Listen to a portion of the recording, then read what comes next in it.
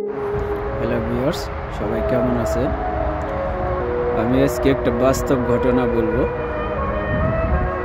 একজন মা, তার দুটি ছেলে ছিল। দুটি ছেলেকে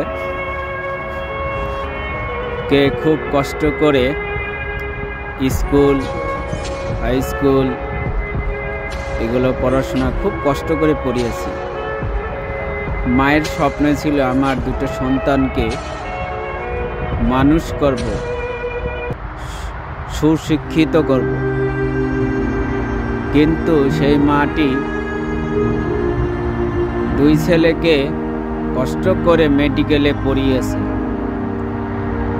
মেডিকেলে পাশ করার পর মা সন্তানদেরকে বিবাহ দিয়েছে। বিবাহ দেওয়ার পরে সেই ছেলেগুলো মায়ের খোঁজ খবর রাখে না। সেই মায়ের ঠাঁই হয় বৃদ্ধাশ্রমে। আসলে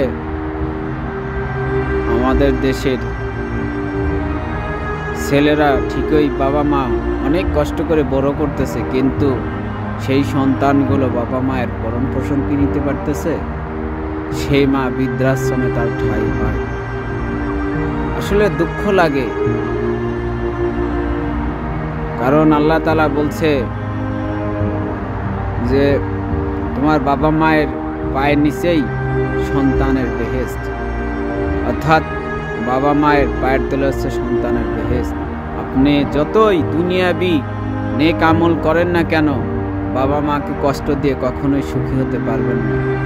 অতএব বাবা মাকে সেবা যত্ন করুন। এটা হচ্ছে আল্লাহ তাআলার দেয়া একটা নিয়ামত। আপনারা সবাই সেবা করবেন। সকলেই ভালো থাকবেন। আল্লাহ হাফেজ।